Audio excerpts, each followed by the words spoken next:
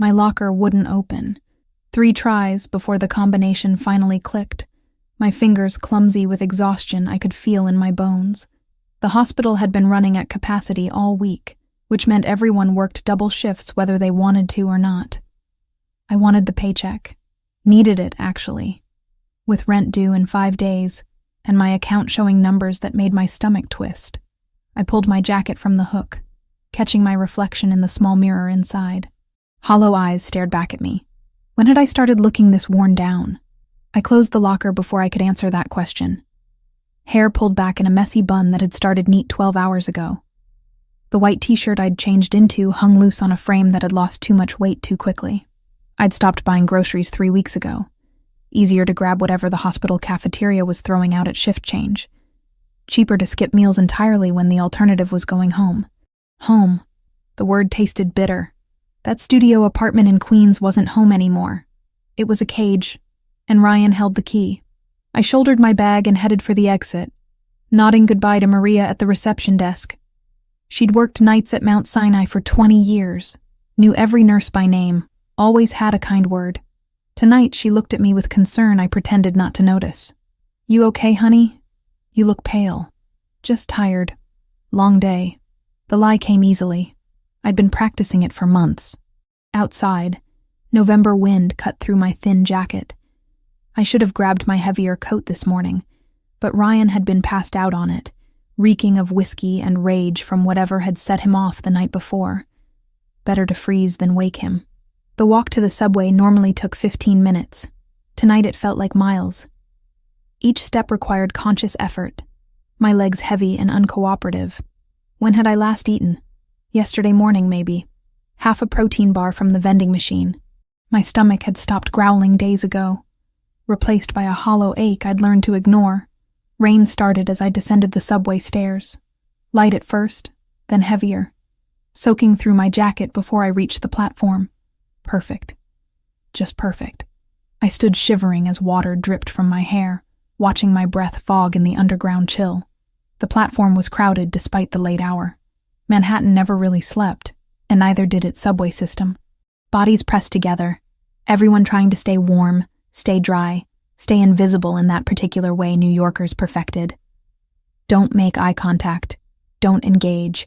Just get where you're going and mind your business. Dizziness hit me as the train pulled in. I grabbed the pole, steadying myself as passengers surged forward. The motion, the noise, the press of bodies, it all felt overwhelming suddenly. My vision grayed at the edges. Get on the train, Amanda. Just get on the train. Get home. Lock the door. Survive another night. I pushed forward with the crowd, finding a spot near the middle of the car. No seats available. Not that I expected any. I wrapped my hand around the overhead rail, gripping tight as the train lurched into motion. The swaying made everything worse. My empty stomach rolled. Sweat broke out on my forehead despite the cold. I focused on breathing, counting inhales and exhales like they'd taught us in nursing school for managing anxiety. In for 4. Hold for 4. Out for 4. Except my body wasn't cooperating. The counting scattered. My grip on the rail loosened. I was going to faint. I recognized the signs professionally even as I experienced them personally. Tunnel vision. Nausea. Weakness spreading through my limbs like water. Not here. Not now. Not in front of all these people. The train took a curve too fast. Or maybe it was normal speed, and I was the one spinning. My hand slipped from the rail. My knees buckled. I fell, but I didn't hit the ground. Strong arms caught me, pulling me against a solid chest. My head lolled against expensive fabric that smelled like cedar and something else. Something warm and masculine and completely unfamiliar. "I've got you." The voice was deep, calm, with the faintest trace of an accent I couldn't place through the fog in my head.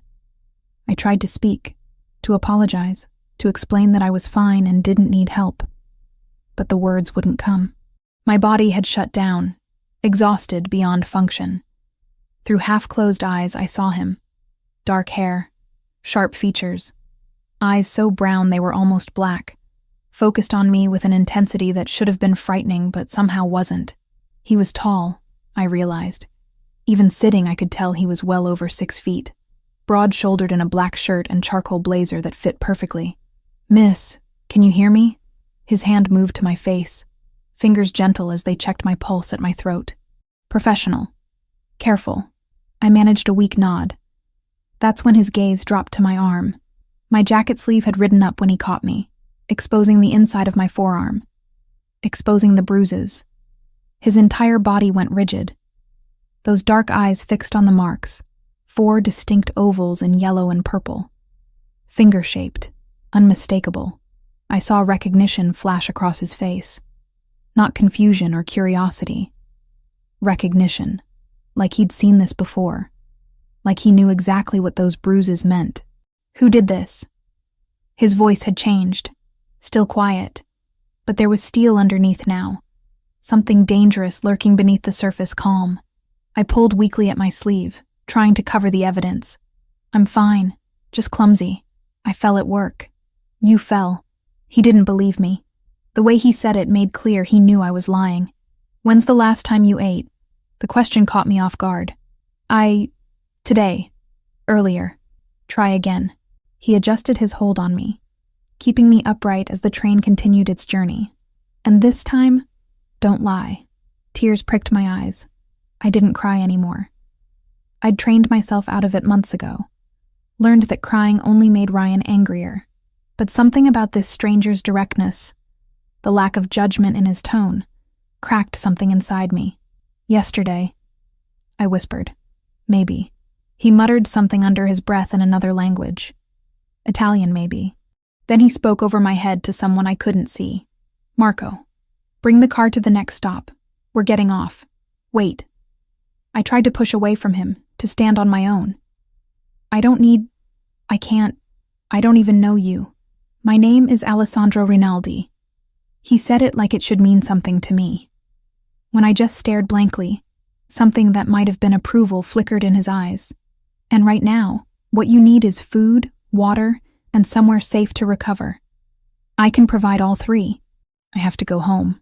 Even saying it made my stomach clench with dread. "Do you want to go home?" The question hung between us. Simple, direct, impossible to answer without revealing everything I'd been hiding. The train slowed, pulling into the next station.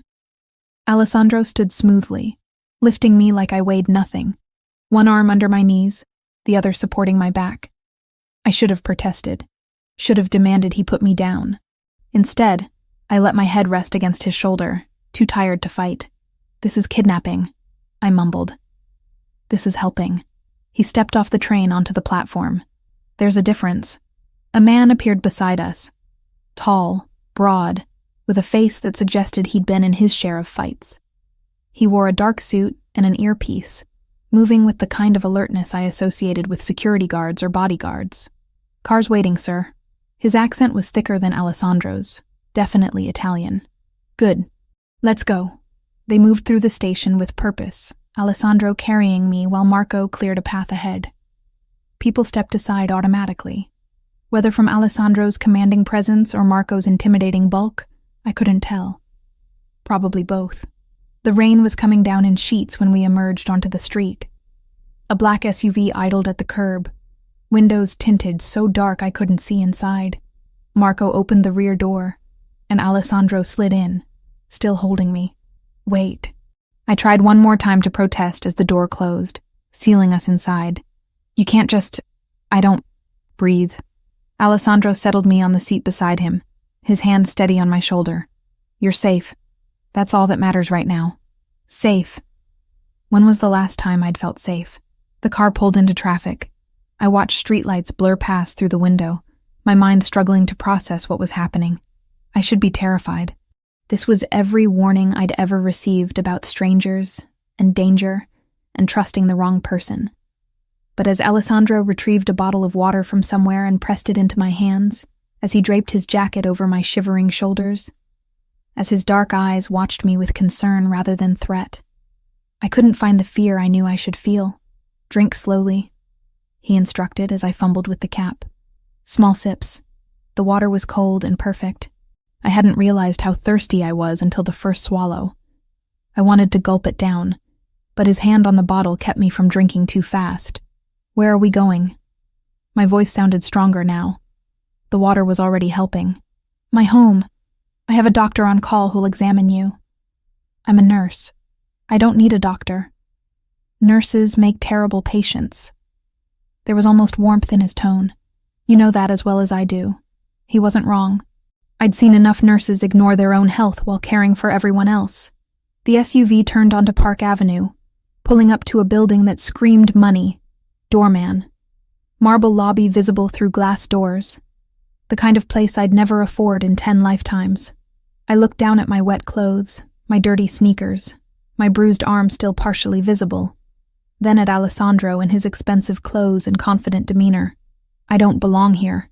You're here because I brought you here. That means you belong." He opened the door and stepped out, extending his hand to help me. "Come. Let's get you warm and fed." I took his hand. The decision felt monumental and inevitable all at once, like stepping off a cliff or into a new life. Maybe both. As I stood on shaking legs, the world tilted again. Darkness crept in from the edges, my body finally giving up the fight to stay conscious. The last thing I remembered was Alessandro's arms catching me again, his voice low and reassuring as everything went black. "I've got you. You're safe now." Consciousness returned slowly, like surfacing from deep water. My first awareness was softness. The sheets beneath me felt like clouds compared to the threadbare bedding I'd grown used to. Then warmth. Genuine warmth that didn't come from piling on every blanket I owned.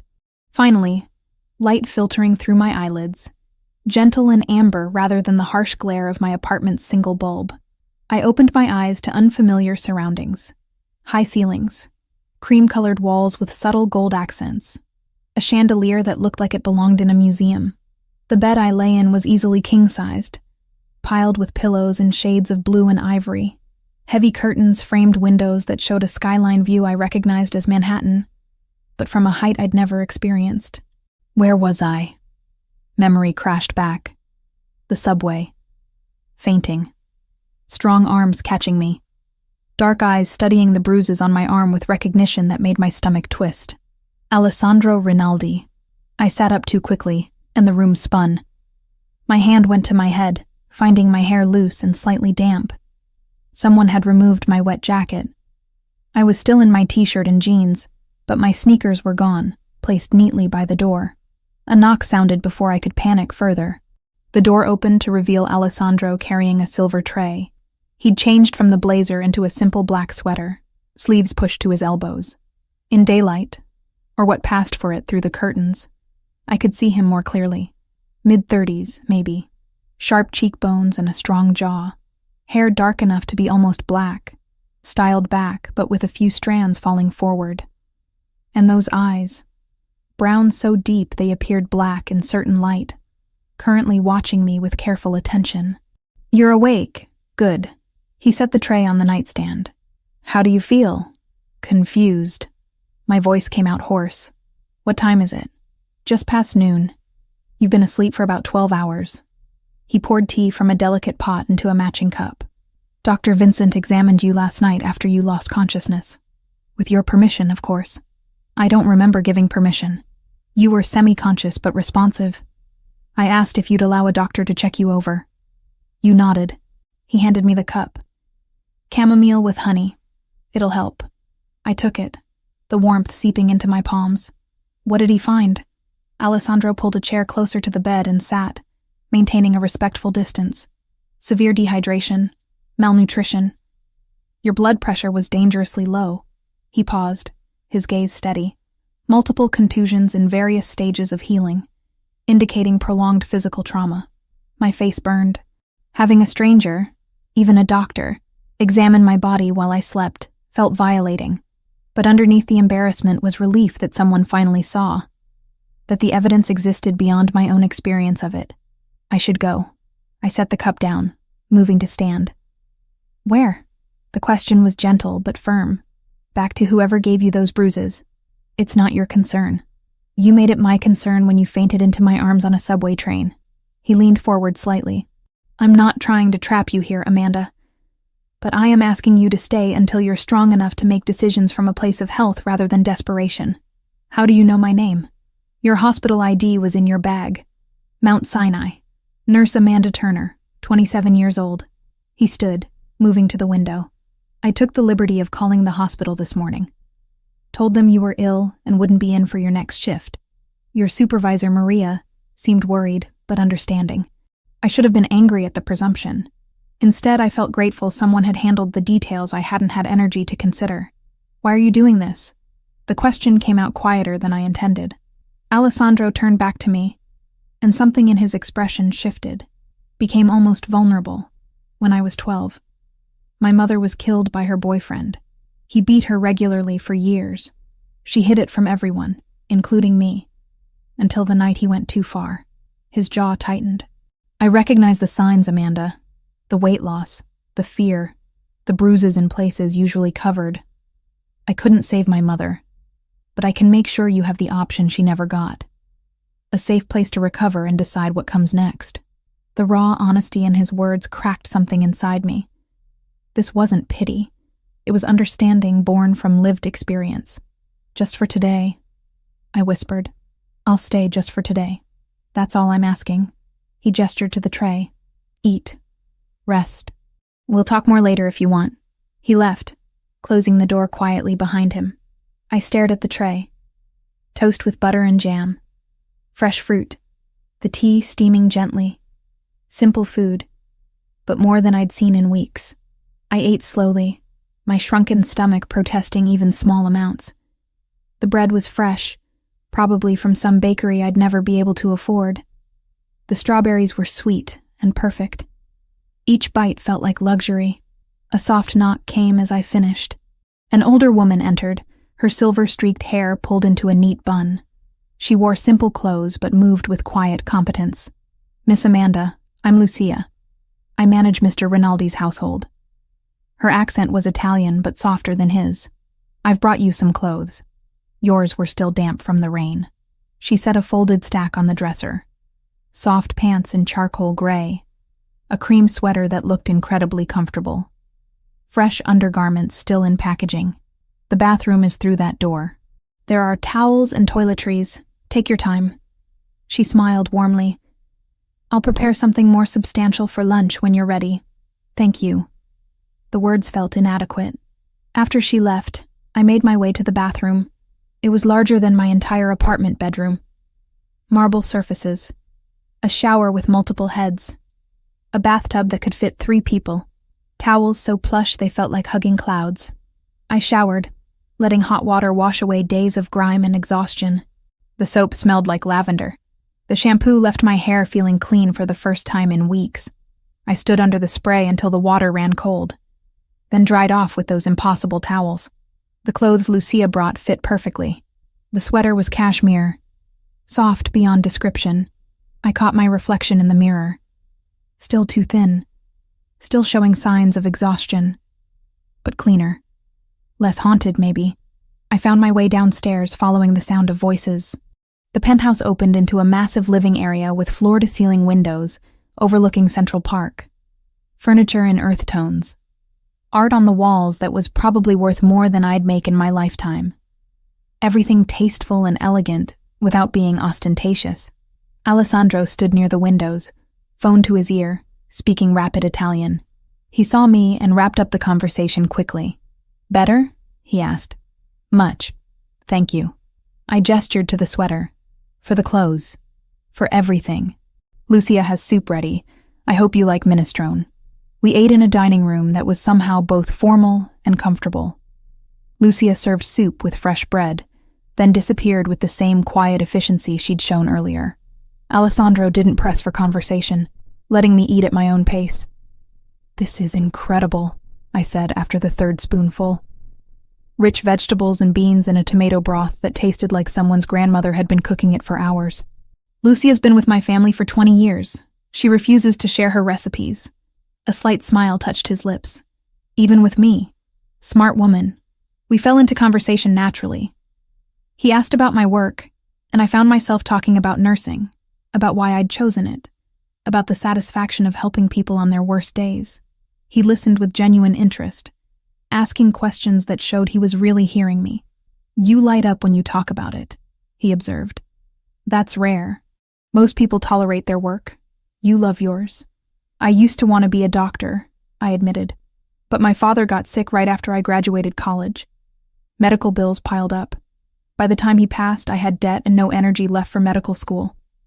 Nursing felt like a compromise I could live with. Do you regret it?" I considered. "No. Doctors save lives, but nurses hold hands. We're there for the fear and pain and small victories. There's value in that." Alessandro nodded thoughtfully. We talked about books next, discovering a shared love for mystery novels, then movies, where we disagreed completely on what made a good film. He liked action and thrillers. I preferred quiet character studies. "You just enjoy watching things explode," I accused. "And you enjoy watching people have long conversations about their feelings.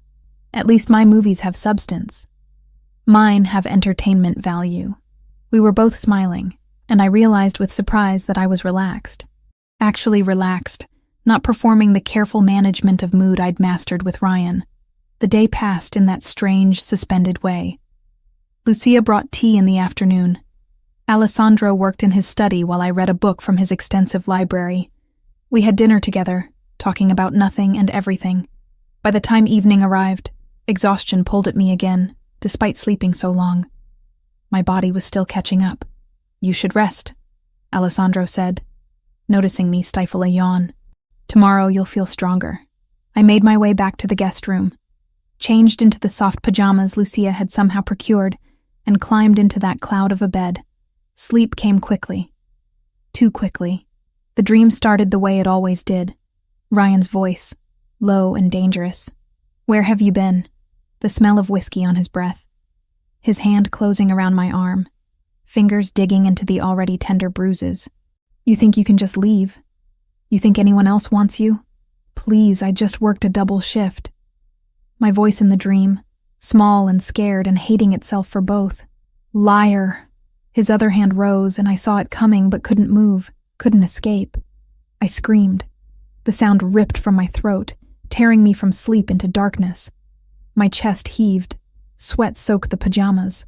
The room spun, and for a terrifying moment I couldn't remember where I was. The door burst open. Alessandro appeared, moving fast, but stopping just inside the threshold. He wore sweatpants and nothing else. And even in my panic, I registered the muscular build, the tattoos visible on his ribs and shoulder. "Amanda." He approached slowly, hands visible and non-threatening. "You're safe. You had a nightmare. You're safe here." A sob broke from me. Then another. The dam I'd built over months cracked wide open, and I couldn't stop crying. Great heaving gasps that shook my whole body. All the fear and pain and exhaustion poured out in an unstoppable flood. The bed dipped as Alessandro sat on the edge, maintaining distance but offering presence. "Let it out. You're safe now. I can't go back." The words tumbled between sobs. "I can't go back there. He'll kill me eventually. I know he will. But I don't have anywhere else. No family, no money saved. I'm trapped, and I'm so tired of being afraid." "Then don't go back." His voice was steady, an anchor in the storm. "Stay here. Recover. Figure out your next step from a position of strength. You don't understand. Ryan, he gets worse when he drinks, and he's been drinking more. Last week he threw a glass at my head, missed by inches. I wiped at tears with shaking hands. I thought about calling the police, but he's charming. He'd convince them I was being dramatic. And then I'd go home, and he'd make me pay for embarrassing him." Alessandro's hands curled into fists where they rested on his thighs. "What's his full name?" "Why? Because I'm going to make sure he never touches you again." The quiet certainty in his voice sent a shiver through me. This was the man Marco called Sir, the man people made space for without being asked. Whatever Alessandro Rinaldi did for a living, violence wasn't foreign to him. "Just having somewhere safe to stay is everything," I said. "I don't need you to do anything else. You're not going back there, Amanda. Not tonight. Not tomorrow. Not until you choose to. If ever." He stood. "Try to sleep. I'll be right across the hall if you need anything." He moved toward the door, and something in me panicked at being alone again with the nightmare residue. Could you... I stopped, embarrassed. Never mind. He turned back. What do you need? Could you just sit? For a few minutes? I know it's stupid, but I don't want to be alone right now. It's not stupid. He returned to the chair near the bed, settling in. Sleep. I'll stay. I lay back down. And the last thing I remembered before exhaustion claimed me was the solid presence of him keeping watch, making me feel safer than I had in longer than I could remember. 3 weeks passed in a rhythm I'd never experienced before. Days blurred together in the best possible way, each one bringing small moments of healing I hadn't known I needed. Alessandro's house in the country became my sanctuary. Not the penthouse where I'd first woken, but a sprawling property 40 minutes north of Manhattan. Trees surrounded us on all sides, creating privacy and peace. The house itself was beautiful, but comfortable, with windows that let in natural light and rooms that felt lived in rather than staged. On day 5, I'd called the hospital. Not to quit, but to arrange part-time hours. Maria, my supervisor, had been understanding in that way only nurses who'd seen everything could be. Take care of yourself first, honey, she'd said. We need you healthy, not burned out. Alessandro insisted on having Marco drive me to and from my shifts. At first, I'd wanted to protest. Tell him I was perfectly capable of taking the train like I had for years. But the words never came, because the truth was, having someone ensure I got safely to work and back lifted a weight I hadn't realized I'd been carrying. For the first time in months, I didn't spend my commute looking over my shoulder or jumping at every unexpected sound. So I accepted it, simply said thank you, and climbed into the car each Tuesday and Thursday morning. Work felt different now. I moved through my shifts with energy I'd forgotten I possessed. Patients noticed, co-workers noticed. Even Dr. Morales, who barely remembered anyone's name, stopped me in the hallway to comment that I looked better. Whatever you're doing, keep doing it, she'd said, already moving on to her next crisis. What I was doing was eating 3 meals a day, sleeping in a bed that felt like sleeping on air, living without fear tightening my chest every time I heard footsteps behind me. The evenings became my favorite time. Alessandro usually worked from home, taking calls and video meetings in his study while I read or explored the property. But once 6 o'clock hit, his work phone went silent, and the time was ours. We cooked together, not fancy elaborate meals, but simple food that required collaboration. He taught me how to make proper risotto, standing behind me to show the exact motion needed to stir the rice. I introduced him to my grandmother's cornbread recipe, the one thing I could make perfectly from memory. This is incredible, he'd said after the first bite, surprise evident on his face. Don't sound so shocked. Nurses can cook, you know. I'm shocked that you've been holding back this skill. We could have been eating cornbread for weeks. We watched old movies on a projection screen in the den. Alessandro favored Italian cinema, black and white films from the 50s and 60s that required me to read subtitles. I made him sit through romantic comedies from the 90s, the kind with predictable plots and happy endings guaranteed. This is painful, he'd muttered during one particularly cheesy moment. Shh. This is the good part. They've known each other for 2 days. How is this love? It's a movie. Suspend your disbelief.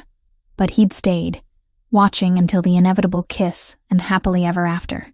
And when I glanced over, his expression was softer than his words suggested. Mostly, we talked. About everything and nothing. Our conversations stretched late into the night, covering topics that ranged from profound to ridiculous. He told me about growing up in Rome before his family moved to New York when he was 15. About learning to navigate American schools while barely speaking English. About his mother's death and how it had shaped every decision since. I shared pieces of myself I usually kept hidden. My father's long illness and how watching him fade had felt like losing him 1,000 times before he actually died. The relief mixed with guilt when it finally ended. The debt that had buried my dreams of medical school but somehow led me to nursing, which turned out to be exactly where I belonged. Do you think things happen for a reason? I asked one night, curled in the corner of the couch while rain pattered against the windows. Alessandro considered from his seat across from me. I think we make meaning from what happens. The universe is chaos. We're the ones who create patterns. That's very philosophical for midnight. You asked a philosophical question. Fair point. The comfortable silences were almost better than the conversations. Sitting in the same room, each doing our own thing, but aware of the other's presence. Him reviewing documents while I sketched in a notebook I'd found in the guest room. Me reading while he listened to music through headphones, occasionally closing his eyes and losing himself in whatever he was hearing. The tension between us built gradually. A hand lingering when passing dishes, eyes meeting across the room and holding a beat too long. The awareness of him when he was near, like my body had developed a radar specifically tuned to his frequency. I told myself it was gratitude. He'd saved me, given me shelter, asked nothing in return. Of course I felt drawn to him. It was natural to confuse rescue with attraction. Except it wasn't confusion. The pull I felt had nothing to do with what he'd done for me, and everything to do with who he was. The way he listened when I spoke, giving me his full attention like my words mattered. How he moved through the world with confidence that didn't need to announce itself. The rare smiles that transformed his entire face, making him look younger and less burdened. The kindness underneath the dangerous exterior. Because I wasn't naive. I knew what Alessandro was. The way people deferred to him. The business calls conducted in rapid Italian that ended with terse commands. The security that was always present, but never obvious. Marco wasn't just a driver. The house wasn't just a house. Alessandro Rinaldi wasn't just a businessman, but he was also the man who made sure I ate breakfast every morning, who asked about my patients without prying for details I couldn't share, who fell asleep on the couch during rom-coms, but never complained when I wanted to watch another. On the 21st night, a storm rolled in. Thunder that shook the windows and lightning that turned the sky white for split seconds. I was reading in the living room when I heard Alessandro's voice from his study, sharp and tense in a way I'd never heard before. I shouldn't have gone to check. His business wasn't mine, and he'd carefully maintained that boundary. But something in his tone pulled me from the couch and down the hallway. The study door was cracked open. Through the gap, I saw him standing by the window, phone pressed to his ear. Even from behind, his tension was visible, shoulders tight, free hand clenched at his side. He spoke in Italian, too fast for me to follow with my limited understanding. But I caught the anger, the frustration, and underneath it, something that sounded like worry. The call ended abruptly. He stood there for a long moment, staring out at the storm, before turning and seeing me in the doorway. I didn't mean to intrude. I started to back away. I heard voices and wanted to make sure everything was okay. Come in. He gestured to the chairs facing his desk. I entered hesitantly, choosing the leather armchair closest to the door. Alessandro remained by the window, his back to me. Business complications, he said finally. Nothing that concerns you, but nothing easily solved either. I didn't ask questions, didn't press for details he clearly wasn't offering. Instead, I just sat there, present and quiet. Minutes passed. The silence wasn't uncomfortable, just waited. Finally, Alessandro moved from the window and sank into the chair beside mine rather than behind his desk, close enough that our arms nearly touched. Thank you, he said quietly. For what? I haven't done anything. For being here. For not asking questions or trying to fix things. He turned to face me. For just staying. My hand moved before I could think about it, reaching across the small space to rest on his.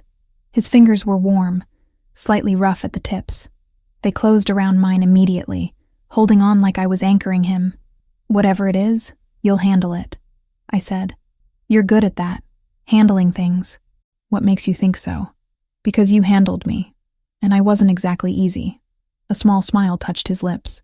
You were terrified and malnourished. That's not difficult. That's tragic. Still, you knew what I needed before I did. That takes skill. His thumb traced circles on the back of my hand.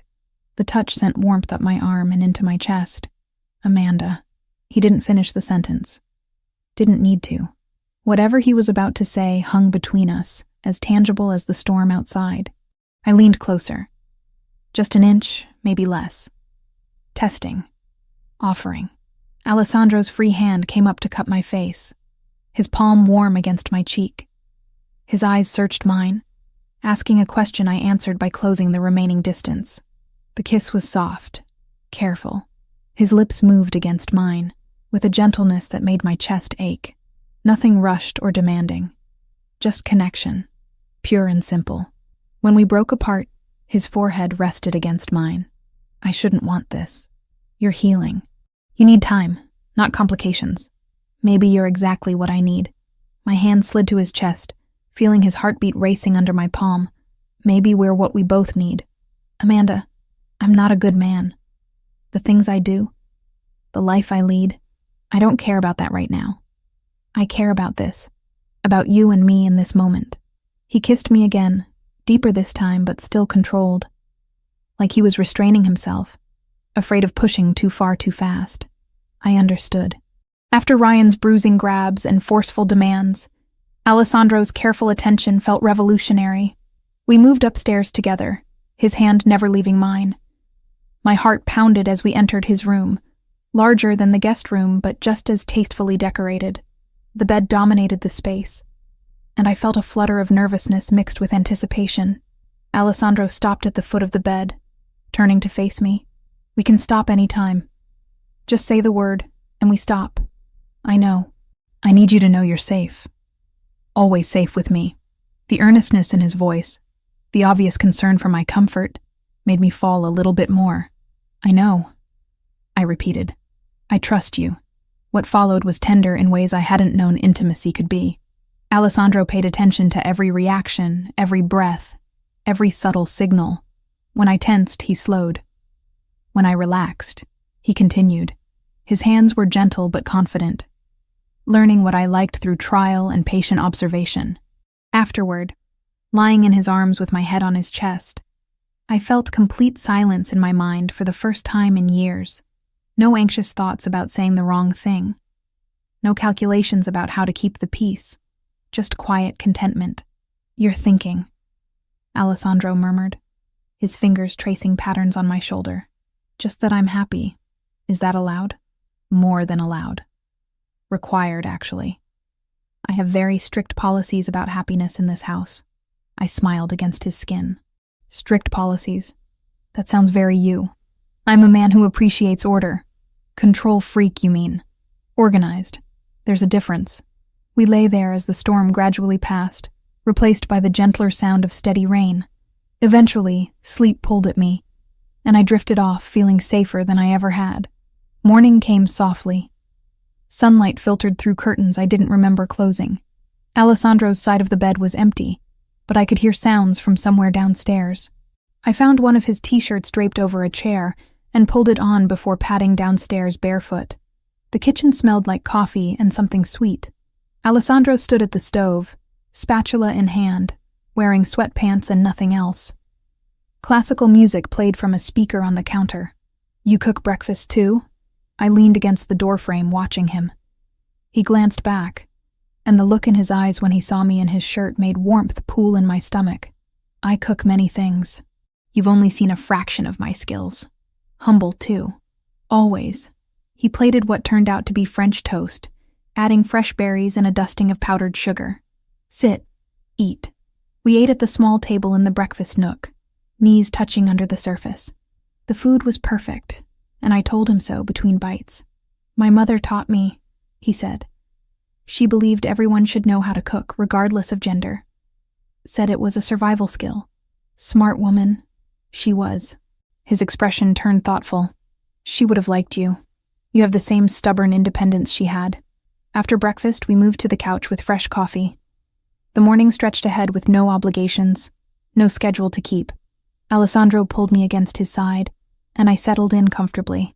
We should talk about this, he said after a while. About what last night means. Does it have to mean something specific? It means I care about you. More than I should, probably. He set down his coffee and turned to face me fully. Amanda, I'm falling for you. Have been since you fainted in my arms, looking terrified and defiant at the same time. My heart stuttered. Alessandro, you don't have to say anything. I just need you to know where I stand, what I feel. He took my hand. But you should also know what being with me really means. My business isn't always legal. I have enemies. People who would use you to get to me if they knew you mattered. I assumed as much. Assuming and accepting are different things. I thought about it. About the reality of being with someone whose life existed in shades of gray. About the danger and complication and moral ambiguity. Then I thought about how he made me feel. Safe. Seen. Valued. How he'd given me space to heal without demanding anything in return. How he listened and laughed and showed me kindness I'd forgotten existed. I see you, I said finally. Not just what you do, but who you are. The man who takes care of people, who feels deeply even when you try to hide it, who makes French toast because your mother taught you. I squeezed his hand. That's the person I'm falling for. Everything else is just context. Alessandro pulled me into a kiss that tasted like coffee and promises. When we broke apart, he rested his forehead against mine. We'll figure it out, he said. Together. Together, I agreed. And in that moment, sitting in the morning sunlight with this complicated, dangerous, tender man, I believed it completely. Whatever came next, we would face it side by side. The call came during breakfast on a Tuesday morning. Alessandro's phone buzzed against the kitchen table, and I watched his expression shift from relaxed to guarded in seconds. He answered in Italian, his voice clipped and professional as he stepped away toward the windows. I focused on my coffee, giving him privacy while trying not to obviously eavesdrop. Not that I could understand much. My Italian extended to menu items and basic pleasantries, nowhere near conversational. When he returned, his jaw was tight. He sat across from me, both hands wrapped around his own coffee cup like he needed something to anchor him. That was Marco, he said carefully. He's been keeping an eye on your situation, making sure there are no complications. My stomach dropped. Ryan. He's been asking questions at the hospital. Showed up twice last week looking for you. Maria told him you were on extended medical leave and she had no other information. Alessandro's dark eyes held mine. He's becoming more persistent, more aggressive in his inquiries. I set down my cup before my shaking hands could spill it. 3 weeks of peace, and I'd let myself believe maybe Ryan had given up, moved on to some other target. Deep down, I'd known better. What did he say to Maria? That you'd stolen from him, that he needed to find you to press charges. Alessandro's voice was calm, but I heard the anger underneath. Maria didn't believe him, told him to contact the police if he had a legitimate complaint. He left, but Marco's sources say he's been watching the hospital entrance during shift changes. He's looking for me. It wasn't a question. Yes. I stood abruptly, pacing to the window. The garden stretched out peaceful and green, a stark contrast to the anxiety clawing up my throat. I knew he wouldn't just let me go. Men like Ryan, they see people as possessions. You don't get to leave until they decide you're no longer useful. Alessandro came to stand beside me, close but not touching. I have a proposal. Something concrete that might help. I'm listening. Let me connect you with lawyers. Good ones who specialize in protective orders and domestic violence cases. They can file for a restraining order on your behalf. Legal documentation that Ryan is to stay away from you, the hospital, anywhere you might be. Restraining orders are just paper. The bitterness in my voice surprised even me. They don't actually stop anyone determined enough. No, they don't. His honesty was almost refreshing. But they create legal consequences if he violates them. And they establish a record. If anything happens, there's documentation of the threat he poses. I turned to face him. You've been thinking about this. Planning. I've been preparing for the possibility, yes. He met my gaze steadily. The moment you told me about him, I knew this might become necessary.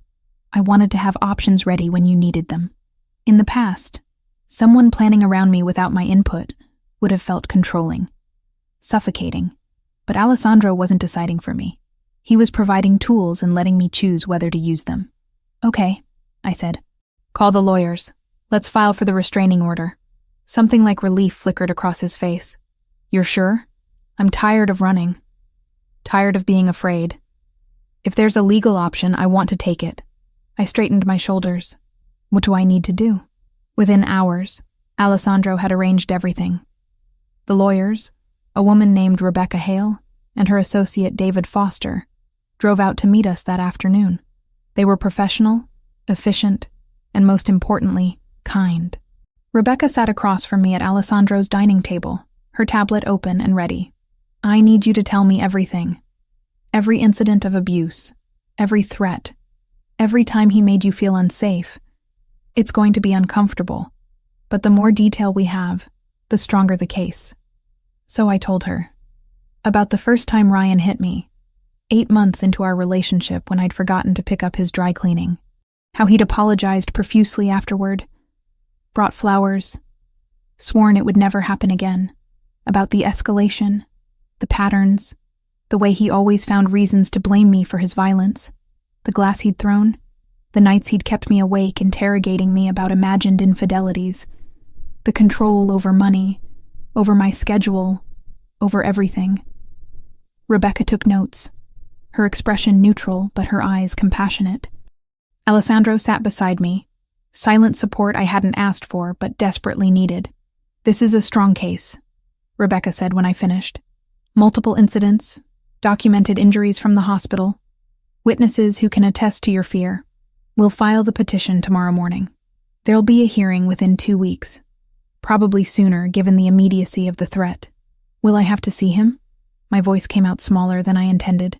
Yes, you'll both need to be present for the hearing. But you'll be in a courtroom with security and a judge. He won't be able to approach you. I'll be there, Alessandro said, in the gallery. You won't be alone. That night, I lay awake staring at the ceiling. Tomorrow would set everything in motion. No more hiding. No more pretending the situation would resolve itself. I was taking action, reclaiming agency I'd lost piece by piece over 2 years. The hearing was scheduled for Thursday morning, 9 days later. 9 days of existing in limbo, knowing Ryan would be served with papers, knowing his rage would escalate at being challenged. Alessandro didn't leave my side during those days. He worked from home, kept his phone nearby, made sure Marco or one of the other security was always present. I should have felt smothered. Instead, I felt protected. The morning of the hearing, I dressed with care. Gray pantsuit, minimal makeup, hair pulled back neat and professional. I wanted to look competent, credible, not like a victim, even though that's exactly what I was. You ready? Alessandro asked as Marco pulled the car around. No, but I'm going anyway. The courthouse was downtown Manhattan, all marble and echoing hallways. Rebecca met us in the lobby, David beside her with a leather briefcase that probably cost more than my monthly rent used to. Ryan and his lawyer are already here, Rebecca said quietly. Courtroom C, 3rd floor. We go in, you sit at our table, you answer the judge's questions honestly. That's it. My hands were shaking as we rode the elevator up. Alessandro touched my elbow gently. Breathe. You've got this. The courtroom was smaller than I expected. Ryan sat at the defense table with a middle-aged man in a cheap suit. When I walked in, Ryan's head snapped up. Our eyes met. He looked the same. Dark blonde hair, ordinary features, the kind of face that blended into crowds. Nothing about him screamed danger. That was part of what made him so effective. Nobody ever suspected. His eyes narrowed when he saw me. Then his gaze shifted past me to Alessandro, who'd taken a seat in the first row of the gallery. Even from across the room, I saw Ryan's expression change, recognition of a different kind of threat. The judge, a black woman in her 50s with steel-gray hair, called the proceedings to order. Rebecca presented our case methodically. Medical records showing injuries consistent with assault. My testimony about specific incidents. Photos of bruises I'd documented on my phone before deleting them out of fear Ryan would find them. Ryan's lawyer objected repeatedly, called me dramatic, suggested I'd injured myself for attention. Standard defense tactics that made my blood boil, but which the judge seemed to see right through. Mr. Cooper, the judge said finally, addressing Ryan directly. Do you deny striking Miss Turner on multiple occasions? Ryan's expression was earnest, apologetic. The mask I knew so well. Your Honor, Amanda and I had a volatile relationship. There were arguments, yes, but I never intended to hurt her. She's exaggerating normal couple disagreements. Normal couples don't send their partners to the emergency room with cracked ribs. That was an accident. She fell during an argument. An argument where you threw a glass bottle at her head? Ryan's jaw tightened. She's lying. The judge reviewed the paperwork before her. I've seen enough. Miss Turner's request for a restraining order is granted. Mr. Cooper, you are to stay at least 500 feet away from Miss Turner at all times. You may not contact her directly or through intermediaries. You may not visit her place of employment. Violation of this order will result in immediate arrest. Do you understand? Ryan's face flushed red. This is ridiculous. She's manipulating. Do you understand, Mr. Cooper? Yes. The word came out through clenched teeth. We filed out of the courtroom, Rebecca explaining next steps and what the order meant practically. I barely heard her. Relief made my legs weak. Outside the courtroom, Ryan was waiting. His lawyer was nowhere in sight. He stepped into our path. Amanda, his voice was low, meant only for me. This isn't over. You think some piece of paper protects you? You think running to your rich boyfriend keeps you safe? Marco appeared from nowhere, positioning himself between us. Rebecca immediately pulled out her phone. Mr. Cooper, you are currently violating the restraining order issued less than 5 minutes ago. I suggest you leave immediately, or I will call courthouse security. Amanda, Ryan tried again, his eyes finding mine over Marco's shoulder. You know you belong to me. You know? Alessandro's voice cut through, quiet, but absolute. Walk away. Ryan's gaze shifted to Alessandro, who'd moved to stand beside me. The two men sized each other up. Ryan, average height and build, aging poorly from alcohol and anger. Alessandro, tall and composed, radiating controlled danger that didn't need to announce itself. Who the hell are you? Ryan demanded. Someone who keeps his promises. Alessandro's hand found the small of my back, protective without being possessive. And I promised Amanda you wouldn't hurt her again. I don't break promises. There was no explicit threat, no mention of violence or consequences. Just certainty delivered in a tone that made Ryan's bravado crack visibly. This is harassment. Ryan blustered, but he was already backing away. I'll file a complaint. Please do. I'm sure the courthouse would be interested in hearing how you approached Miss Turner immediately after being ordered to stay away. Rebecca's phone was up, clearly recording. Now leave or I'm calling security. Ryan left. Not because he wanted to, but because even he recognized when he was outmatched. I didn't realize I was shaking until Alessandro's arm came around my shoulders. It's done. You're safe. The drive back to the country house was quiet. I stared out the window watching the city give way to suburbs, then trees. By the time we pulled up, exhaustion had replaced adrenaline. I need to walk, I said as we entered the house.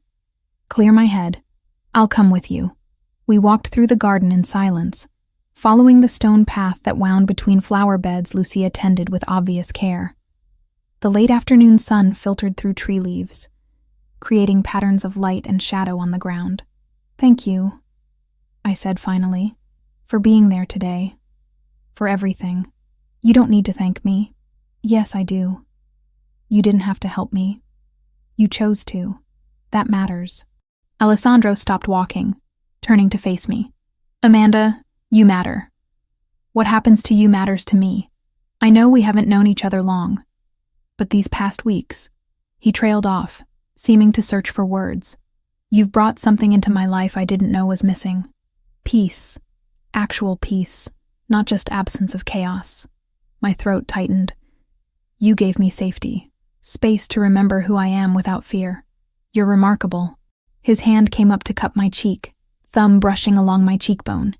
The way you held yourself together in that courtroom. How you looked Ryan in the eye and didn't back down. You're stronger than you know. I don't feel strong. I feel like I'm barely holding it together. Strength isn't fearlessness. It's feeling the fear and doing what needs doing anyway. He leaned down, pressing his forehead to mine. You did that today. You stood up for yourself, took your life back. I kissed him, pouring everything I couldn't articulate into the connection. Gratitude and attraction, and the beginning of something deeper. When we broke apart, his eyes were warm in the fading light. Come on, he said, taking my hand. Let's go inside. You've had a long day. That evening I cooked dinner, while Alessandro worked through emails in his study. Nothing fancy, Just pasta with vegetables and the good olive oil Lucia kept stocked. Simple, comforting food that required attention without demanding too much energy. We ate at the small table in the breakfast nook, knees touching underneath. Alessandro told me about a property deal he was negotiating, something involving a warehouse in Red Hook. I told him about a patient from my last shift, a little boy who'd needed stitches but had been so brave. Normal conversation. Normal life. It felt precious and fragile and worth fighting to keep. After dinner, we walked in the garden again, this time with the stars visible overhead. The air had cooled, and I pulled Alessandro's jacket tighter around my shoulders. I keep waiting for something to go wrong, I admitted. For this all to fall apart. Why would it fall apart? Because good things don't last. Not for me. He stopped walking, pulling me around to face him. Then maybe it's time to rewrite that story. Maybe you're allowed to have good things, to be happy, and safe and cared for. You make it sound simple. It is simple. You just have to let yourself believe it. His arms came around me, and I leaned into his warmth. I'm not going anywhere, Amanda. And neither is your safety. You're here, you're protected, and you get to decide what comes next. Standing there in the garden with Alessandro's heartbeat steady against my ear, I let myself believe it, just for that moment. Just enough to imagine a future where fear wasn't the constant background noise of my existence. Stay with me, I whispered. Tonight. Just hold me while I sleep. Always. The country house became my world over the next 3 weeks. Not in a limiting way, but in the way a shelter becomes home when you've been out in the cold too long. Every morning I woke to birdsong instead of sirens. Every night I fell asleep feeling safe. Alessandro had been right about returning to work. I needed the structure, the purpose, the reminder that I was still myself beyond the trauma. So I went back to Mount Sinai 3 days a week, reduced hours that let me focus without exhausting myself. Marco drove me every shift. At first, I'd felt guilty about it, the waste of his time sitting in traffic twice a day just to transport one person. But Alessandro had been firm when I'd tried to protest. This isn't negotiable, he'd said, not unkindly. Ryan knows where you work. Until we're certain he's complying with the restraining order, you don't travel alone. So I stopped arguing.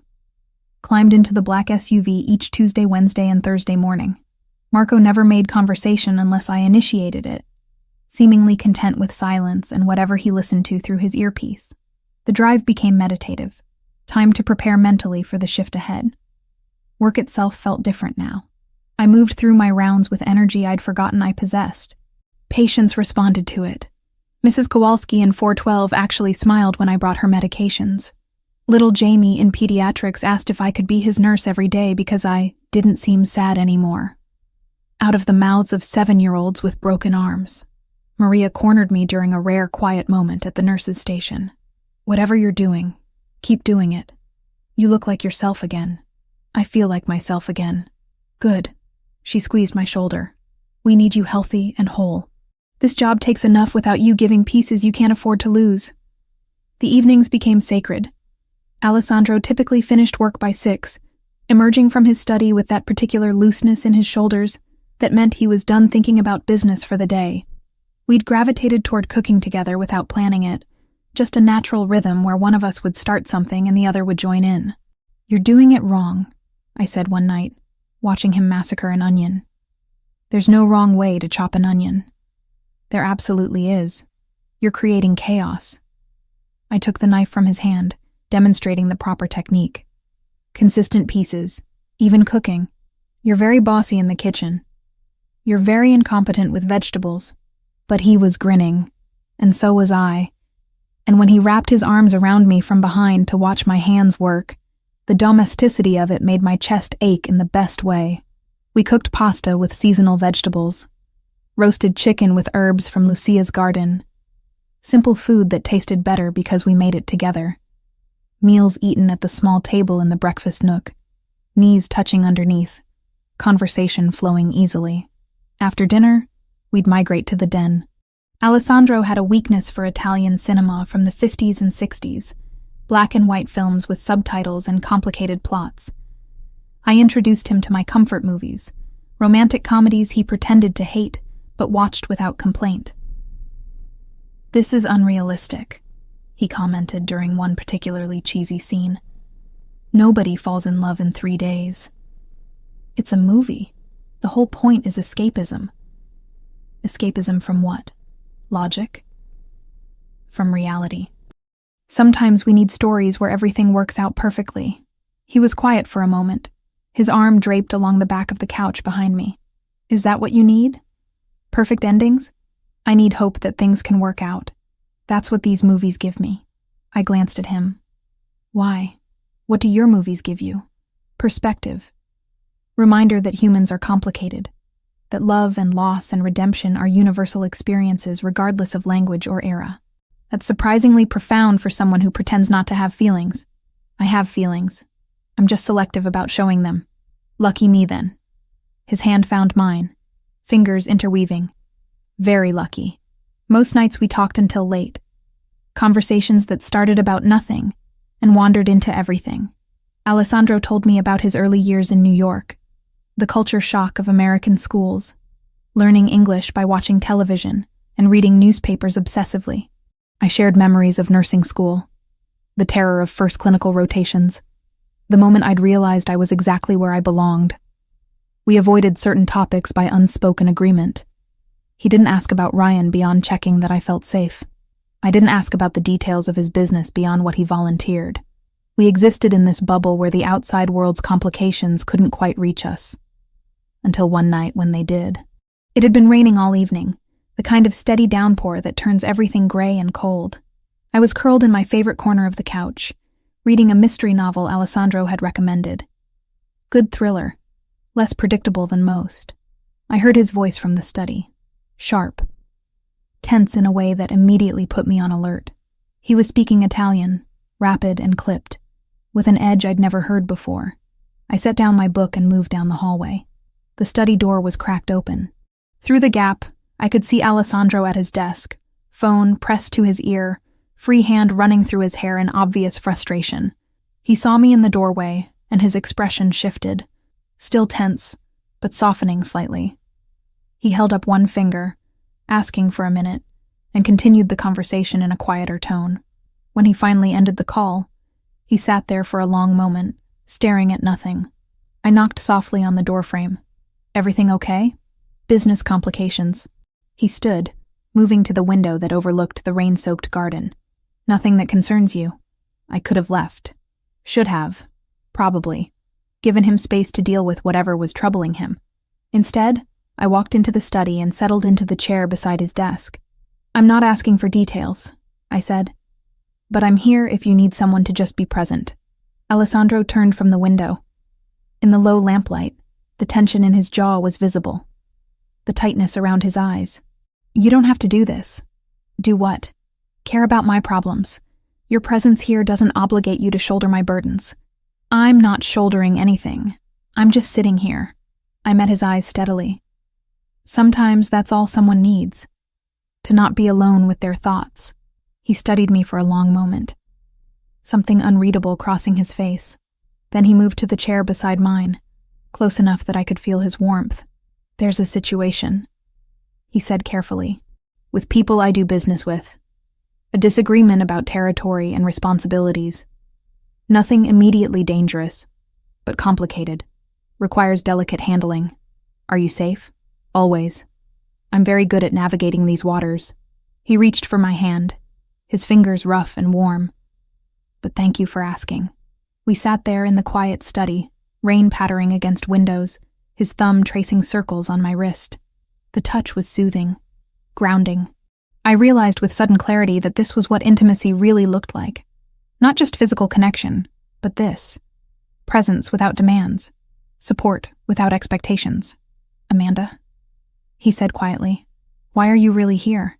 Because you looked like you needed someone. No, I mean here. In this house. With me. His dark eyes held mine. You could leave. The restraining order is in place. You have options now, yet you stay. My heart was suddenly loud in my ears. You know why. I want to hear you say it. Because I care about you. The words came easier than I expected. Because being here feels right in a way nothing has in years. Because when I think about leaving, about going back to my old life, It feels like suffocating. Alessandro's hand came up to cup my face, his palm warm against my cheek. I'm falling in love with you. Have been since you fainted into my arms, looking both terrified and defiant. I know it's fast. I know it's complicated, but it's true. It's not that fast. I leaned into his touch. We've spent nearly every day together for a month. That's more quality time than most people get in 6 months of casual dating. Is that your nursing logic talking? That's my heart talking. He kissed me then. Not the careful, tentative kisses we'd shared before, but something deeper, more certain. His mouth moved against mine with purpose, and I responded with equal intensity. When we broke apart, both breathing hard, his forehead rested against mine. Come upstairs with me, he said softly. Let me show you what you mean to me. We climbed the stairs hand in hand. My heart raced, but not from fear, from anticipation, from want that had been building for weeks.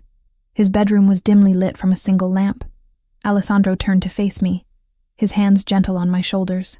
We go at your pace. We stop whenever you want. You're in control here.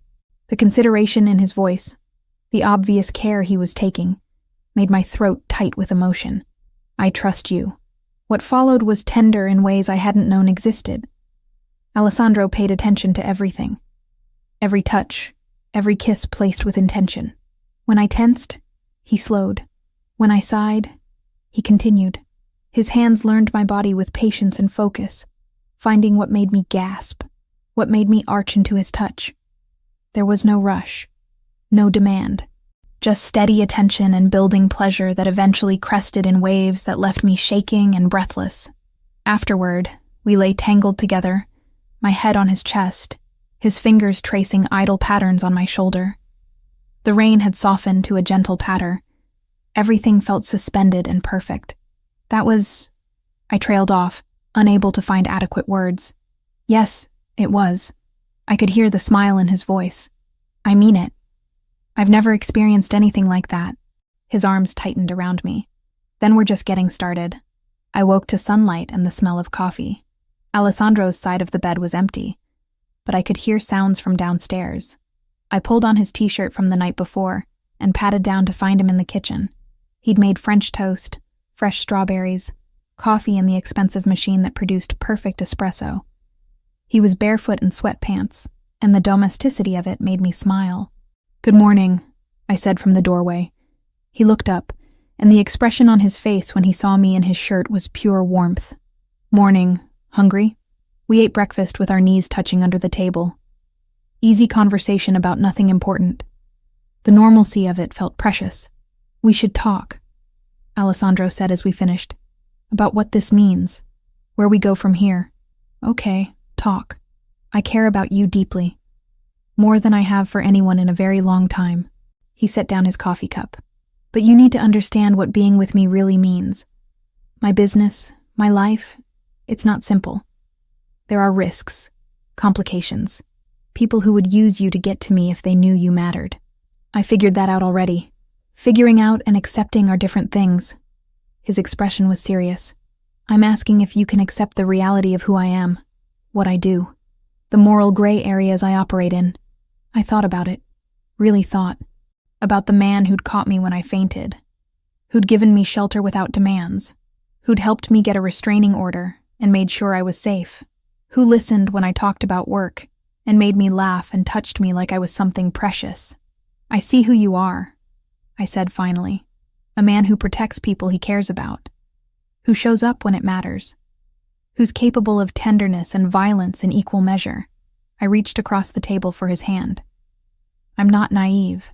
I know you do things that aren't legal, that you operate outside the boundaries most people stay within. But I also know you're fundamentally decent, that you have lines you won't cross. That matters more to me than perfect morality. You're sure?" "I'm sure I want to be here, with you, building whatever this is between us." I squeezed his fingers. "Everything else we'll figure out as we go." Alessandro stood and pulled me up with him, wrapping his arms around me. "Then we do this together. No secrets about the important things. No pretending my world isn't complicated. But honest and together. Together," I agreed.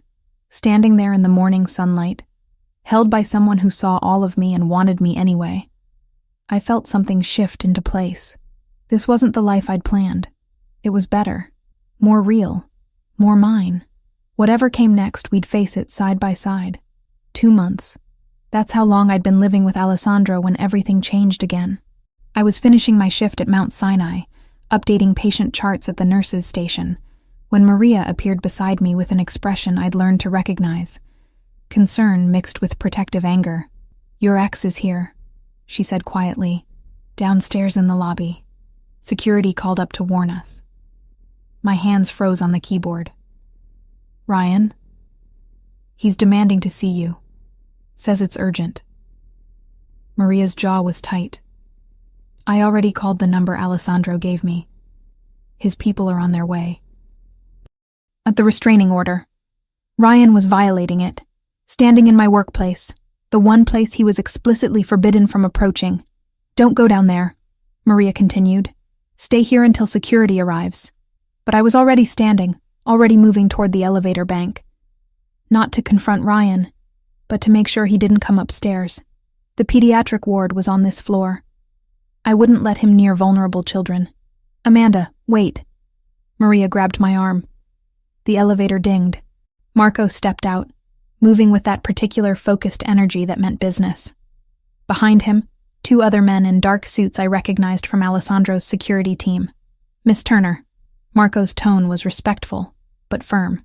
"Please stay on this floor. We'll handle the situation." They disappeared into the elevator. I waited with Maria, my heart hammering against my ribs.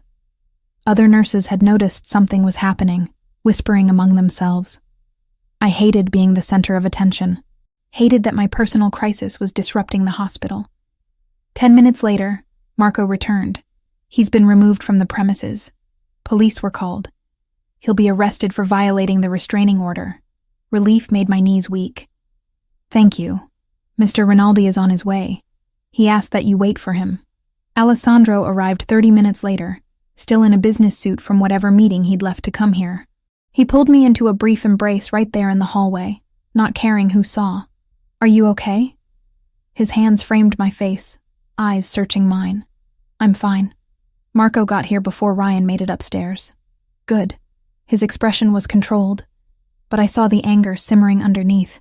"Let's go home. We need to talk." The drive back to the country house was quiet.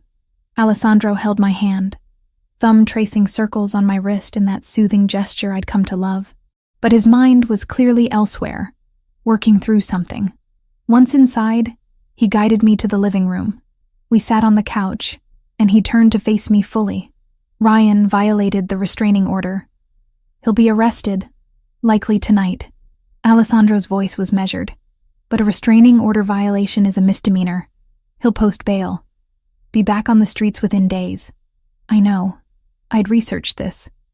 Knew the limitations of the protection I had. "That's not acceptable to me." His dark eyes held mine. "I want your permission to handle this more permanently." "What do you mean?" "I've had investigators looking into Ryan's life since the day I found out about him. They've uncovered things.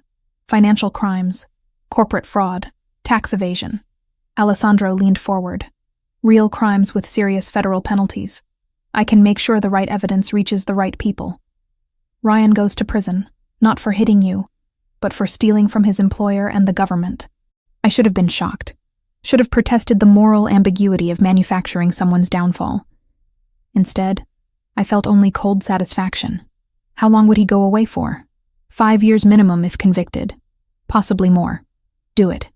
Alessandro nodded once. "The evidence will reach federal authorities anonymously tonight. From there, it's a matter of waiting for the investigation to conclude." The next 6 weeks were strange. Ryan was arrested for the restraining order violation, spent 2 days in jail, posted bail exactly as Alessandro predicted. But before he could retaliate, federal agents showed up at his apartment with a warrant.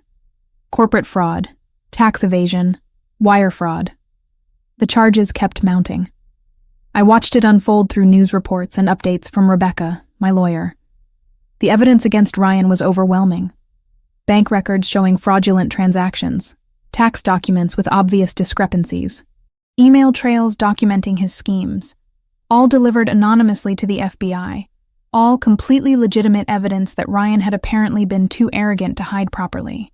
He got sloppy, Alessandro explained one evening. Thought he was smarter than he was. All the investigators did was organize what was already there. During those weeks, life continued with surprising normalcy. I worked my shifts with Marco driving me daily. Alessandro and I fell deeper into our relationship, the crisis with Ryan somehow bringing us closer rather than creating stress. We cooked together, watched movies, made love with increasing familiarity and trust. The trial was scheduled 3 months after Ryan's federal arrest. The legal system moved with its typical glacial pace, but finally the day arrived. I wasn't a major witness this time, just a brief testimony about the restraining order violation, establishing pattern of behavior. The real evidence was financial, forensic accountants, FBI agents, documents that told the story of systematic theft and fraud, spanning 3 years. Alessandro sat in the gallery, exactly where he'd been during the restraining order hearing. His presence was a quiet anchor. I could feel him watching, supporting without hovering. Ryan looked diminished in his cheap suit, sitting between his overworked public defender and a table full of damning evidence. When our eyes met across the courtroom, I saw the moment he realized. Saw him understand that this wasn't coincidence, that someone had orchestrated his downfall. His gaze shifted past me to Alessandro. Recognition, understanding. And underneath it all, fear. The verdict came back guilty on all counts. The sentencing happened 2 weeks later. 5 years in federal prison. No possibility of early parole for at least 3 years. I sat in that courtroom and watched Ryan get led away in handcuffs. Felt the weight I'd been carrying for months finally lift from my shoulders. This was real freedom. Not just a restraining order that could be violated, but actual physical separation. Years of knowing exactly where he was, and that he couldn't reach me. Lucia had prepared my favorite meal when we got home.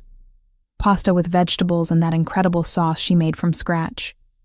Alessandro opened wine, good wine from his personal collection, and we ate by candlelight in the dining room. "How do you feel?" he asked as we finished. "Free." The word came out with more emotion than I expected. Actually, genuinely free for the first time in years. "Good." He reached across the table for my hand. "Which brings me to something I need to ask you." My heart stuttered. "Okay, you're safe now. Ryan is gone. The immediate threat is resolved." His thumb traced my knuckles. "You don't have to stay here anymore. You could get your own place. Resume your independent life. I would help you with that if it's what you want." "Is that what you want?" I asked carefully. "For me to leave?" "God, no." The words came out fierce. "I want you to stay. Want to wake up with you every morning and fall asleep beside you every night. Want to build a life with you." He squeezed my hand.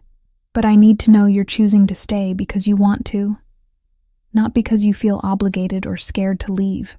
I stood, moving around the table to straddle his lap, my hands framing his face. "Alessandro, I'm not staying out of obligation. I'm staying because this is where I want to be. Because you're who I want to be with." "You're sure?" "I've never been more sure of anything." I kissed him softly. "I love you. I'm in love with you. And I want to build a life together." His arms came around me, holding tight. "I love you too. Have since the beginning." We sat there for a long time, wrapped around each other, letting the reality of our future settle in. Later, lying in bed with my head on his chest, we talked about practical things. I wanted to continue nursing, maybe pursue a specialization in pediatrics. Alessandro immediately offered to pay for the coursework, but I pushed back gently. "I appreciate it, but I want to do this myself, on my own terms." "I respect that." His fingers traced patterns on my shoulder. "But at least let me help with logistics. Flexible schedule so you can attend classes. Transportation if you need it. The support structure that lets you focus on studying rather than survival. That I can accept." "Good." He kissed the top of my head. "Because I'm invested in your success. Your dreams matter to me. 3 years of nursing experience. Another year of specialized training would make me eligible for pediatric certification. The idea of working exclusively with children, of helping families through their scariest moments, felt right in a way general nursing never quite had. What about you?" I asked. What are your dreams beyond the business? Alessandro was quiet for a moment. Honestly, this, what we have right now. Coming home to someone who sees me. Building something real that isn't about power or territory. He shifted to look at me. I've spent my whole adult life focused on the organization, making it stronger, more profitable, more feared, but none of that meant anything at the end of the day. I went home to empty houses and had everything except what mattered. And now I have you. Have a reason to want more than just survival and dominance. His smile was soft. You make me want to be better. Not different, but better. I understood the distinction. He would always be who he was, do what he did. The darkness in him wasn't something that could be erased or ignored. But he could choose how that darkness manifested, could use his power for protection, rather than just intimidation. We're going to be okay, I said with certainty. Whatever comes next, we'll handle it together. Together, he agreed. And lying there in the safety of his arms, knowing Ryan was behind bars, and my future was my own to shape, I believed it completely. This was just the beginning. 8 months had passed since that rainy night on the subway, when Alessandro caught me mid-fall. 8 months that felt simultaneously like a lifetime, and no time at all. My life had transformed so completely that sometimes I barely recognized the exhausted, frightened woman I'd been. The rhythm we'd found worked perfectly. I spent 3 days a week at Mount Sinai, working shifts that challenged me professionally without draining me completely. The other days I used for studying, having enrolled in a pediatric nursing certification program that would be complete in another 4 months. Alessandro had been right about needing support structure rather than just money. Marco drove me to classes and clinical rotations. Lucia made sure I had proper meals even when I was buried in textbooks.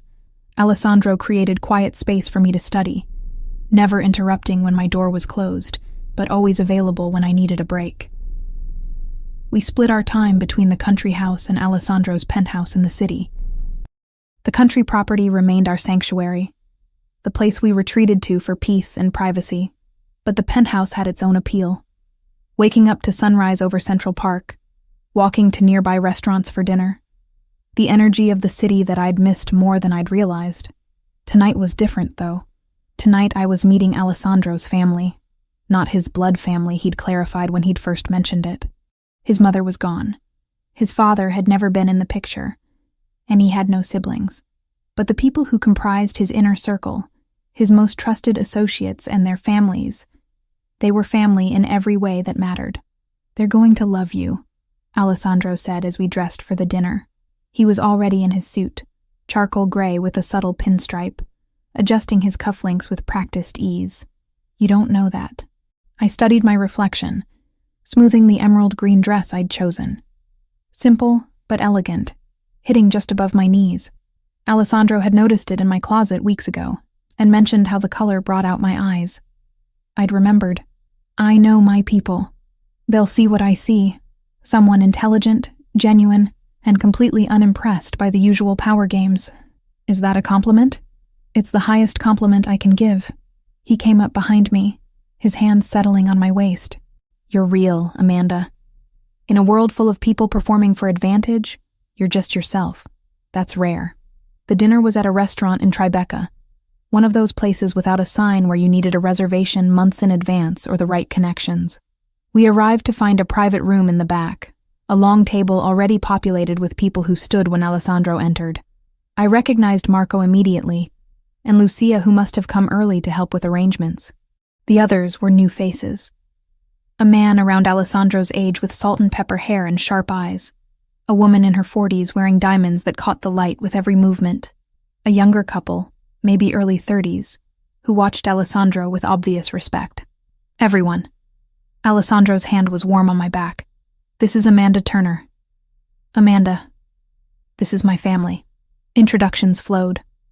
The man with salt and pepper hair was Vincent Greco, Alessandro's second in command. The woman with diamonds was Sofia Vitale, who apparently ran logistics for several of Alessandro's business interests. The younger couple were Michael and Adriana Foster, responsible for legal affairs and public relations respectively. They welcomed me with genuine warmth that surprised me. No judgment about who I was or where I came from. just acceptance based on Alessandro's clear regard for me. Dinner was incredible. Course after course of food that tasted like someone's Italian grandmother had spent days preparing. Conversation flowed easily once I relaxed. Vincent asked about my nursing work with actual interest. Sophia wanted to know about my specialization plans. Michael and Adriana shared stories about their own relationship, how they'd met through work and fallen in love despite initial professional boundaries. Alessandro is different with you, Sophia observed during a lull when the men were deep in discussion about something I deliberately tuned out. Lighter, more himself than I've seen him in years. He gives me credit for that, but I think he was already becoming that person. I watched him across the table, animated as he made some point to Vincent. I just happened to show up at the right time. Don't undersell yourself. Sophia's expression was knowing. What you've done for him goes beyond timing. He's been isolated by choice for so long. Letting anyone close felt like weakness to him. You changed that. Adriana leaned in. Also, you should know, we're all glad you're here. Not just because Alessandro's happier, but because you're genuinely good people. We can tell. Their acceptance settled something in my chest I hadn't realized was tense. These people were important to Alessandro.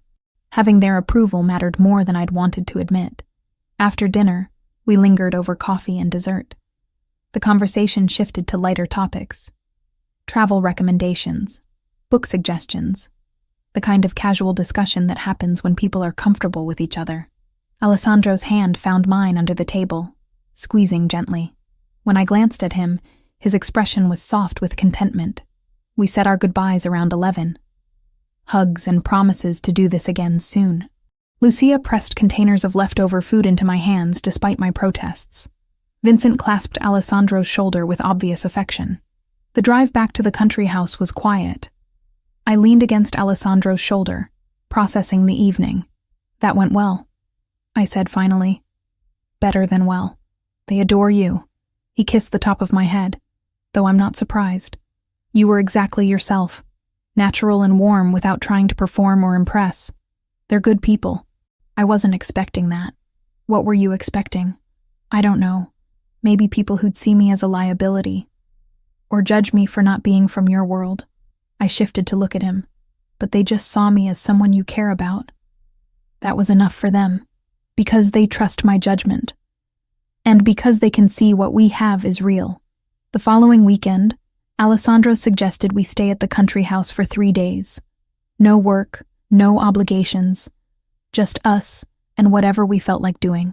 Friday evening we cooked together, making far too much food and laughing when we realized we'd have leftovers for days. Saturday, we walked through the nearby town, exploring small shops and stopping at a cafe for lunch where nobody knew who Alessandro was or cared. Sunday morning, I woke to find his side of the bed empty. Not unusual. He was an early riser, but something felt different. The quality of silence in the house had changed. I found him in the garden, standing near Lucia's flower beds with his hands in his pockets. The late morning sun caught his dark hair, and he looked contemplative in a way that made my heart skip. "Hey," I said softly, not wanting to startle him. "You okay? Come here." He extended his hand and I took it, letting him pull me close. "I've been thinking. About us. About what we've built in these 8 months." His arm came around my waist. "About what I want our future to look like." My pulse quickened. "And what do you want it to look like?" Instead of answering, he reached into his pocket and pulled out a small velvet box. My breath caught. "This isn't a traditional proposal," he said, opening the box to reveal a delicate ring, emerald set in white gold, surrounded by tiny diamonds.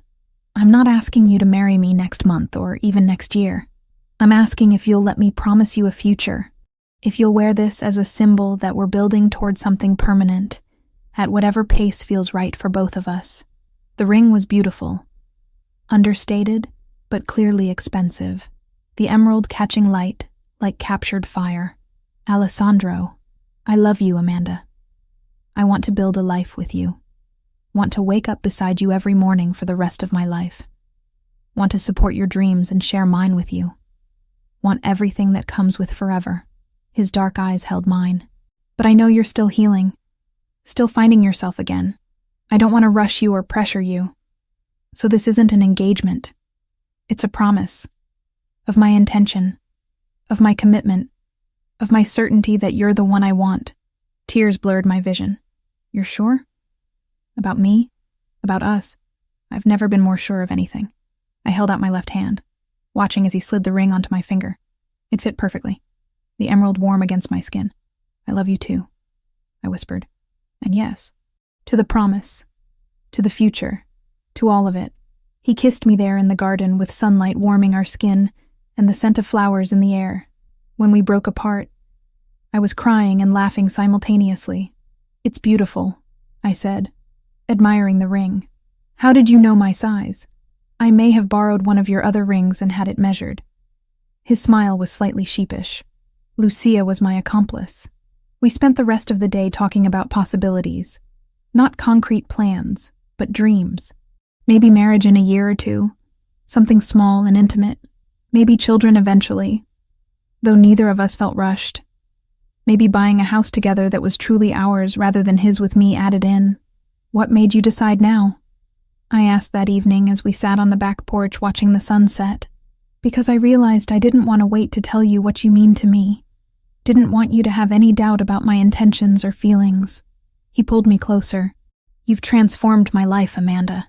Brought light and warmth and humanity back to a man who'd forgotten how to feel anything beyond control and strategy. You saved me without even trying. You saved me first. Literally caught me when I fell. We saved each other then. His lips brushed my temple.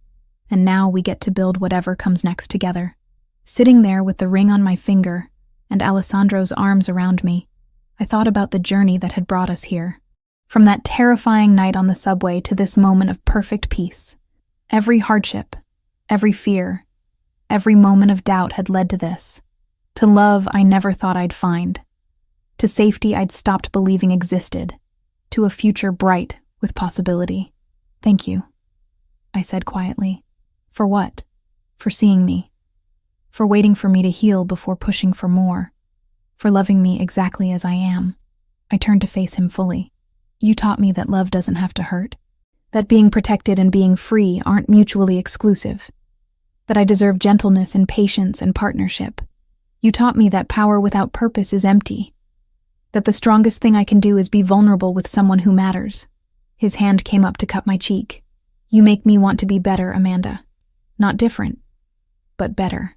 As darkness fell and stars began appearing overhead, we sat together planning a future that belonged to both of us. Whatever challenges came, whatever complications arose from the life he led, we'd face them together. Equal partners. True companions. The promise ring caught starlight. And I thought, this is what happiness feels like.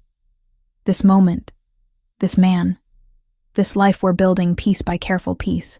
The calendar on my phone showed November 23rd. Exactly 1 year since that rainy night when I'd fainted on a subway train and landed in the arms of a stranger who would become everything. I stood in front of the bathroom mirror, staring at the plastic test in my hand. 2 pink lines, clear and unmistakable. Pregnant, 2 months along, according to the dates, which meant it had happened sometime in late September. During that weekend we'd spent at the country house doing nothing but existing together. My hands shook slightly as I set the test on the counter. This was planned, or at least not prevented. We'd talked about children months ago, agreed we both wanted them eventually, had stopped being careful about 6 months into our relationship, letting nature take its course without pressure or expectation. But seeing the confirmation made it real in a way I hadn't anticipated. Alessandro was downstairs making breakfast. I could smell coffee and something sweet, probably the French toast he'd perfected over the past year. We'd developed these routines, these small domestic rituals that made our life together feel solid and permanent. 3 months married. The wedding had been perfect. Small ceremony at the country house with just Alessandro's inner circle and a handful of my colleagues from the hospital. Lucia had cried. Marco had actually smiled. I'd worn a simple cream dress and carried wildflowers from the garden, and Alessandro had looked at me like I was the answer to every question he'd ever asked. We'd honeymooned in Italy, 2 weeks exploring Rome and Florence and the Amalfi Coast. He'd shown me where he'd grown up, introduced me to distant cousins who'd welcomed me with overwhelming warmth. I'd finally understood his roots, seen the country that had shaped him before New York had sharpened him. Coming home had felt right. Not like returning from paradise to reality, but like coming back to the life we'd built together. Our life. Equal parts his world and mine. Blended into something uniquely ours. I picked up the test again, studying those 2 lines. A baby. Our baby. Growing inside me right now while I stood here, processing the enormity of it. Amanda? Alessandro's voice drifted up the stairs. Breakfast is ready. I took a deep breath, tucked the test into my pocket, and headed downstairs. He'd set the table by the windows overlooking the garden. Fall had painted everything in shades of gold and amber. French toast, fresh strawberries, coffee for him, and orange juice for me. The domestic perfection of it made my chest tight. You okay? He looked up as I entered, those dark eyes immediately noticing something off. I'm perfect. I slid into my seat, reaching for the juice. Just thinking about how much has changed in a year. Everything has changed. He poured syrup over his toast. You changed everything. We ate in comfortable silence for a few minutes. The pediatric nursing certification had been completed recently, the framed certificate now hanging in my small office in the city penthouse. I'd immediately started working at the clinic Alessandro had helped fund in a neighborhood that desperately needed quality pediatric care. The work was exactly what I'd dreamed of, helping children, supporting families through scary diagnoses and routine checkups alike. The clinic didn't turn anyone away regardless of ability to pay, funded by a combination of Alessandro's money and various grants I'd helped secure. It felt meaningful in a way that went beyond just doing my job. I was thinking, Alessandro said, setting down his fork. Tonight is our anniversary. 1 year since I caught you on that train. Technically, you caught me falling. The train catching came later. He smiled. Semantics. Point is, I want to do something to mark the occasion. What did you have in mind? Let's go back to that subway station. Stand on that platform and remember how impossibly lucky we got. The sentimentality of it surprised me. Alessandro was romantic and private, but grand gestures weren't typically his style. You want to revisit the subway? I want to acknowledge where we started. Honor the chance encounter that gave me you. His hand found mine across the table. Is that too strange? No, it's perfect. We spent the day doing ordinary things. I went to the clinic for a half shift. Saw 8 patients, including a little girl with an ear infection who was brave beyond her 5 years. Alessandro worked from his study, taking calls and reviewing contracts for a real estate development he was overseeing. He'd gradually shifted his focus over the past year. Still involved in the organization, still respected and feared in certain circles, but putting more energy into legitimate investments. Property development, import businesses that operated entirely above board. The transition was slow and careful, but the direction was clear. He was building a legacy that wouldn't require his children to choose between loving their father and respecting the law. Our children. Plural. Because of the baby I was carrying. I touched my stomach reflexively, wondering when I'd tell him. Tonight felt right. At the subway station where everything had started, I'd tell him about the new life we'd created. We left the house at 7, Marco driving us into the city. The route was familiar. I'd taken this drive hundreds of times over the past year, but tonight felt different, charged with significance. The subway station was busy with evening commuters. Alessandro held my hand as we descended the stairs, navigating through crowds of people rushing home from work. Nobody gave us a second glance. Just another couple in a city of millions. We found the spot where I'd fainted. The platform looked exactly the same. Same dingy tiles, same fluorescent lighting, same sense of barely controlled chaos. I was standing right here, Alessandro said quietly, heading home from a meeting, exhausted and irritated because the negotiations hadn't gone well. I was over there. I pointed to where I'd been gripping the pole, could barely stay upright. Everything was spinning, and then you fell, and you caught me. We stood there as trains came and went, commuters flowing around us like water around stones. Alessandro's arm came around my waist, pulling me close. Best thing that ever happened to me, he said. You falling into my arms. Literally and metaphorically. Both. He kissed the top of my head. Thank you for trusting me that night. for letting me help you even though every instinct probably told you to run. Thank you for seeing me, for caring about a stranger who had nothing to offer you. You had everything to offer. I just didn't know it yet. The platform was getting crowded as another train approached. Alessandro guided me back toward the stairs, and we climbed up to street level. The evening air was cool, not quite cold, carrying the first hints of winter. Ready to go home? He asked. Actually, can we walk for a bit? We walked through the city holding hands, neither of us talking much, just being together in the place where our story had started. Eventually, we ended up at a small park, sitting on a bench overlooking a playground that was empty in the gathering darkness. I have something to tell you, I said, my heart suddenly racing. Alessandro turned to face me, his expression attentive. What is it? I pulled the pregnancy test from my jacket pocket. I'd wrapped it in tissue, carried it with me all day waiting for the right moment. I'm pregnant. 2 months. For a long moment, he just stared at the test. Then his eyes found mine, and I saw tears gathering there. Alessandro Rinaldi, who commanded respect through presence alone, who'd built an empire through strength and strategy, was crying. Amanda. His voice broke on my name.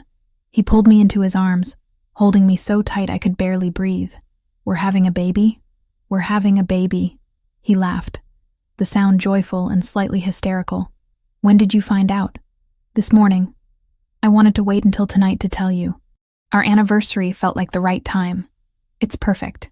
He pulled back to look at me, his hands framing my face. You're perfect. This is perfect. Are you ready for this? For parenthood? I've never been more ready for anything. His thumbs brushed away tears I hadn't realized I was crying. We're going to be good at this. Great at this. Together. We sat on that bench for over an hour, talking about the future, baby names and nursery colors and what kind of parents we wanted to be. Alessandro wanted to protect without smothering. I wanted to nurture without losing myself. We both wanted to give our child the stability and love we'd found in each other. Boy or girl? He asked. Too early to know. Do you have a preference? Healthy. That's my only preference. His hand rested on my still flat stomach. Healthy, and loved, and safe. They'll be all of those things. By the time we got home, it was nearly midnight. The country house was dark, except for the lights we'd left on. Alessandro insisted on carrying me over the threshold, even though we'd been married for months.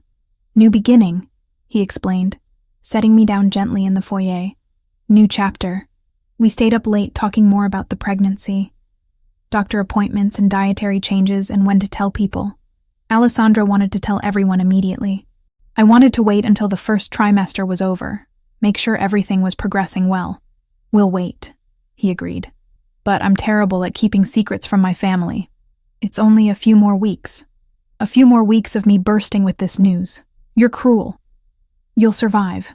Finally, exhaustion pulled at both of us. We climbed the stairs to our bedroom, the familiar space that had become my favorite place in the world. Alessandro helped me out of my clothes with gentle hands, his touch reverent now that he knew about the baby. We lay in bed facing each other, his hand resting on my stomach. I love you, he said quietly. You and this baby. You're my entire world. I love you too.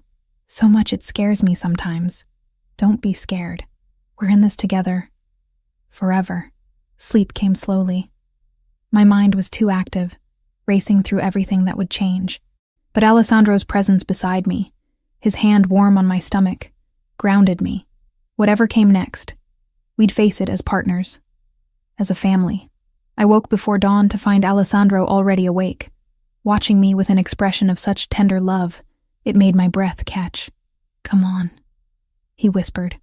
I want to show you something. He led me out to the back porch, wrapped in a blanket against the morning chill. The sky was just beginning to lighten, stars fading as the sun prepared to rise. We sat on the porch swing, and Alessandro pulled me close.